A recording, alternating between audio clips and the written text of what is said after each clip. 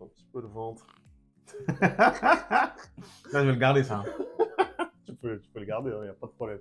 Salut les Players, on se retrouve pour une nouvelle vidéo. Le PSG qui termine bien sa première moitié de saison. 3-1, score final face à Metz. On va débriefer. Hein. Bon anniversaire Kylian. Et puis on envoie le générique, c'est parti.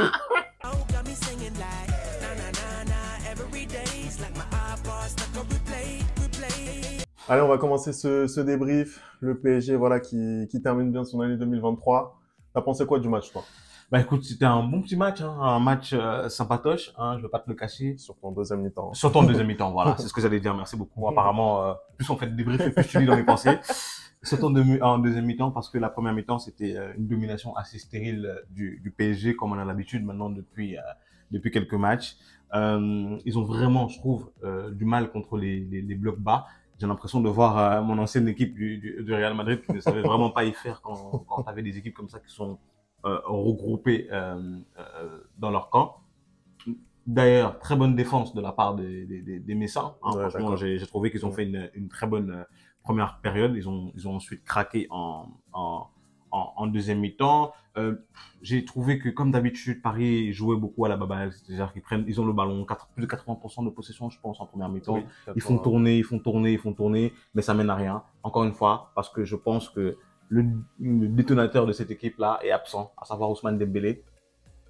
Et ça marche pas. Je pense que c'est l'une des raisons aussi qui fait que la première mi-temps de monsieur Kylian Mbappé, qui fait son anniversaire aujourd'hui, est mauvaise, disons-le. Elle est mauvaise. La deuxième mi-temps, il se rattrape très très bien. Donc ouais, j'ai moins aimé la première mi-temps. J'ai beaucoup plus aimé la deuxième mi-temps qu'on va débriefer. Mais bon, je te laisse la parole pour l'instant. Non, moi, la première période, effectivement, effectivement, on l'a tous vu, le PSG qui ronronne, le PSG qui joue à la passe à 10, le PSG qui propose pas de mouvement, les joueurs offensifs, notamment un Barcola, hein, qui a enchaîné les titularisations là durant les dernières semaines, que je trouve encore en dedans sur ce match, qui a du mal à faire des différences, mais surtout, je trouve qu'il a eu du mal aujourd'hui à tenter, ne serait-ce que tenter, oser défier son adversaire direct. J'ai trouvé que là-dessus, effectivement, ça manquait un petit peu d'ambition de sa part. On peut parler de Randal Kolo Muani. Hein, C'était dans mes notes, j'allais te demander voilà. qu'est-ce que tu as pensé, toi, du match de Randal Kolo Muani aujourd'hui. Écoute, Randal Kolo Muani, autant en position numéro 9, on peut lui trouver des circonstances atténuantes parce que voilà, le style de jeu de Luis Enrique, etc., c'est un style qui est différent. Sur un côté, il a déjà prouvé, notamment en équipe de France, qu'il était très bien capable de jouer à ce poste. Là, aujourd'hui, effectivement, ça a été compliqué pour lui. Il a pas su voilà, gagner ses 1 contre 1, notamment face au capitaine messin Udol. Et puis, je le trouve vachement emprunté là sur ce match-là. On sent vraiment la confiance qui manque. Il a pas mal aussi permuté hein, avec Kylian notamment. Après, est-ce que la permutation avec Kylian, c'est pas plus du fait de Kylian qui avait du mal en première partie, et du coup qui essayait en première mi-temps, pardon, et qui du coup essayait de trouver la position idéale pour lui. On sait que voilà, il a un peu une aura dans cette attaque qui est similaire à celle de Cristiano Ronaldo alors qu'il n'a pas les capacités, mais bon. Ouais, écoute, je pense moi c'est une volonté juste de Luis Enrique de brouiller un petit peu les pistes. On a vu Barcola parfois à droite, on voit Kylian aussi des fois qui récupère son côté gauche. On a aussi vu Kolo Muani parfois arriver sur ce côté gauche. Donc je pense que c'est vraiment une volonté pardon, de Luis Enrique. Après, effectivement, moi sur la position numéro 9, je suis toujours aussi mitigé pour Kylian parce que c'est là où on le voit le plus et j'ai l'impression qu'il n'a pas la palette technique pour jouer là. Voilà, après, effectivement... Après, le souci, je suis d'accord avec ce que tu veux dire, mais le souci, c'est qu'aujourd'hui, quand tu regardes les attaquants qui sont à disposition, bah, ils font pas meilleur que Kylian, en fait. On vient de parler de Randal Kolo Muani, mais en deuxième mi-temps, t'as comment il s'appelle, Gonzalo Ramos qui rentre, et à la fin du match, il rate une occasion, mais je ne comprends même pas comment il fait pour la rater, en fait. Après il doit la mettre, tu vois. Gonzalo Ramos, bon, là, ça fait quelques matchs qu'il n'a pas joué. Là, récemment, il a été malade. Je pense que la première partie de saison, ça va être une page à tourner que ce soit pour Ramos ou pour Colomani. Ouais. Là, maintenant, il va y avoir des matchs qui vont arriver, notamment en Coupe de France, des matchs un petit peu pour se refaire la cerise. Quelques matchs aussi en championnat, voilà, où le PSG a déjà un petit matelas, 5 points d'avance sur Nice. Donc voilà, je pense qu'il y aura les matchs pour se remettre en confiance à partir de 2024 pour être prêt pendant la Ligue des Champions. D'ailleurs, quand tu dis ça, moi j'ai trouvé, comme on disait, que la première mi-temps du Paris Saint-Germain était un peu molle, on va dire. Par contre, la deuxième mi-temps était largement meilleure et je pense que c'est sur ça qu'ils doivent vers quoi ils doivent tendre. Typiquement, on a trouvé une équipe beaucoup, comment dire, qui allait de l'avant, qui est beaucoup plus remuante, qui est tranchante. Pour le coup, on a retrouvé, d'ailleurs, quand tu regardes le but de Vitinha, c'est une équipe qui va vraiment vers l'avant avec ce centre de Kang Lee. D'ailleurs, j'allais te demander, Vitinha qui est très très bon depuis le début de la saison, hein, ça c'est vrai que c'est un de tes poulains.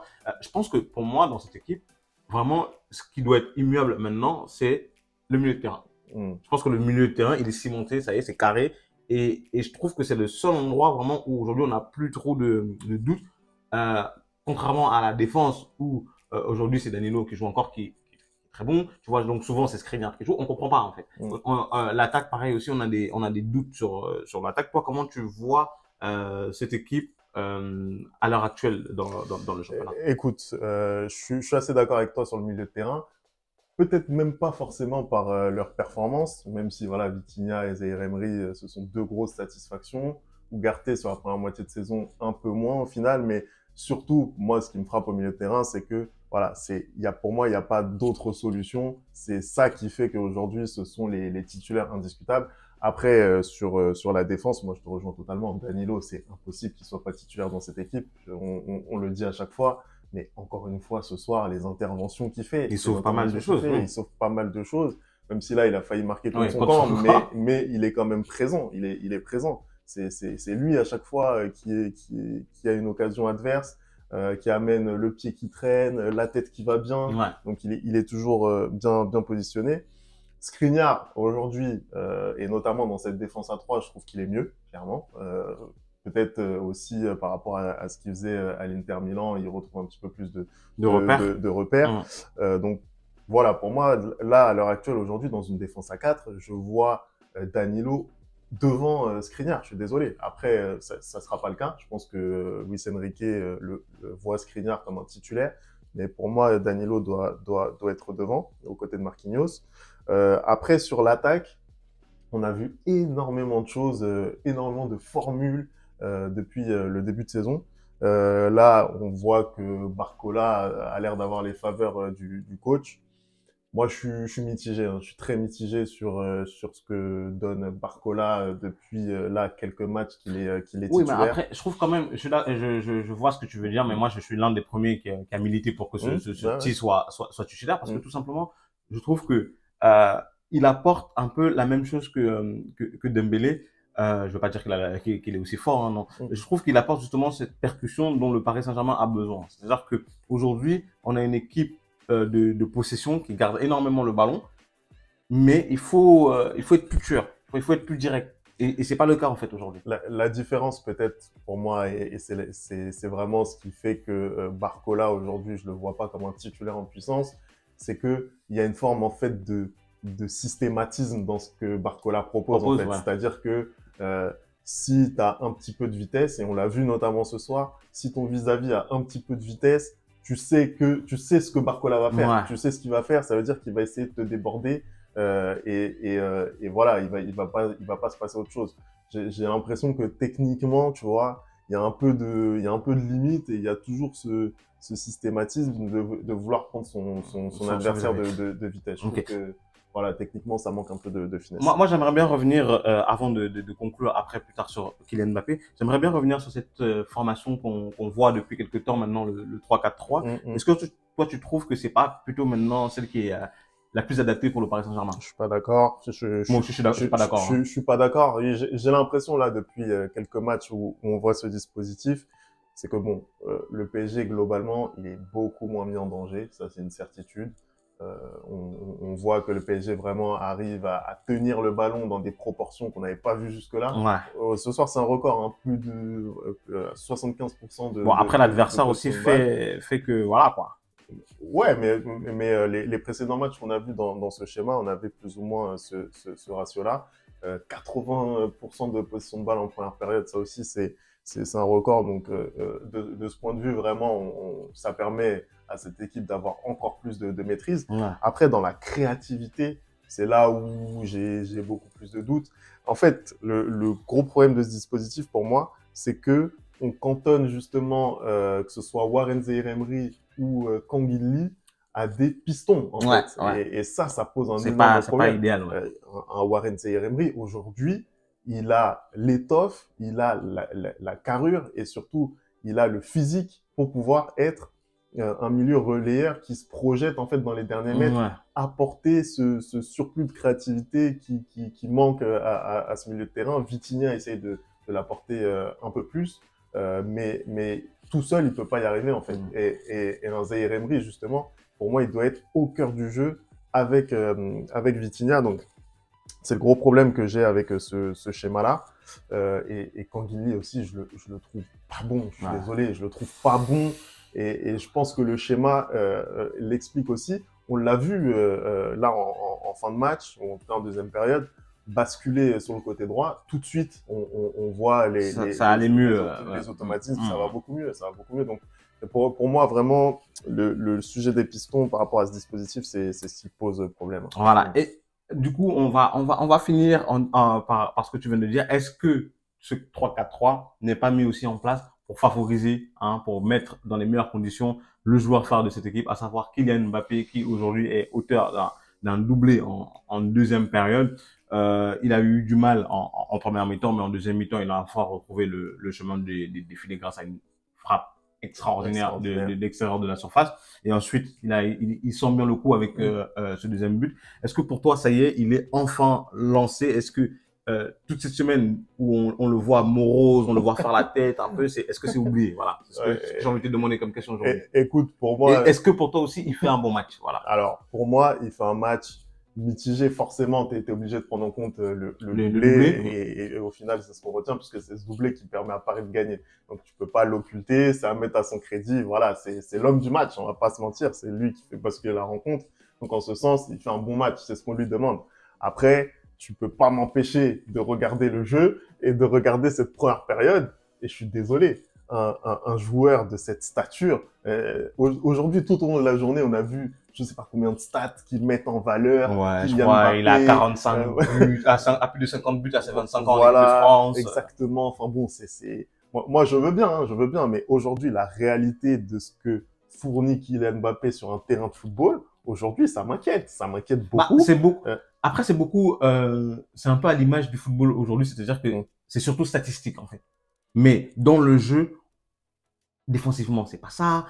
Offensivement, je trouve que justement, quand il va pas marquer, il va pas forcément apporter quelque chose dans le match, contrairement à un Harry Kane ou à un Karim Benzema, par exemple, quand il le faisait. Et je trouve que c'est pas le même style de joueur. Oui, c'est pas le même style de joueur. Mais justement, c'est ça qui me dérange parce que à un moment donné, si pour être décisif à chaque fois, il faut que tu marques, bah c'est pas normal. C'est un problème. Kylian, il a montré les années précédentes qu'il était capable de faire des buts et des passes. Il a déjà montré, voilà, bien figuré au classement du meilleur passeur. Donc voilà, il est capable de faire mieux que ça, voilà, sans forcément être un playmaker comme pouvaient l'être, voilà, des Karim Benzema ou des Harry Kane. Mais voilà, faire mieux, toujours être dans la percussion, mieux sentir les coups, mieux sentir les déviations notamment à faire, mieux servir ses partenaires quand il peut le faire. Et ça, effectivement, là-dessus, je pense qu'il doit progresser. Après, voilà, hein, quand tu finis la première moitié de saison à 18 buts, là, ça fait 17 journées. Je crois qu'il n'a pas joué la première journée. C'est juste stratosphérique, ça, d'un point de vue statistique. Après, c'est la Ligue 1, si je peux me permettre. C'est la Ligue 1, ça reste, voilà, ça reste des buts, ça reste un championnat majeur. Après, tu dis que c'est la Ligue 1. En Ligue des Champions, effectivement, cette saison, c'est compliqué pour lui. C'est compliqué. Il a déjà montré qu'il était capable de faire des grandes prestations en Ligue des Champions. Là, en face de lui, il y a un match un mastodonte où il va être très attendu. Il y a une grosse équipe. Il va être très attendu. Parce que justement, on dit que voilà, la Real Sociedad, etc., c'était le meilleur tirage. Aujourd'hui, ça va apporter de la pression supplémentaire à ce Paris Saint-Germain et à Kylian. Voilà, ils sont obligés de passer aujourd'hui face à cette équipe de la Real Sociedad et ça va être très, très, très compliqué. Donc, on va voir ce que ça va donner. En tout cas, voilà, on termine l'année avec cette petite victoire. Je pense qu'on va faire une petite vidéo débrief de la Ligue 1. Hein, on va faire un bilan des 3 grands championnats sur cette première moitié de saison. Ratez pas ça sur la chaîne, hein. Il va y avoir du contenu là pendant les fêtes. On charbonne, on lâche pas l'affaire. Hein. On y va doucement sur le foie gras, on y va doucement. Moi, je mange pas ce genre de choses là. Commence pas, je sais pas quoi. Fais pas semblant, Tu dis quoi là?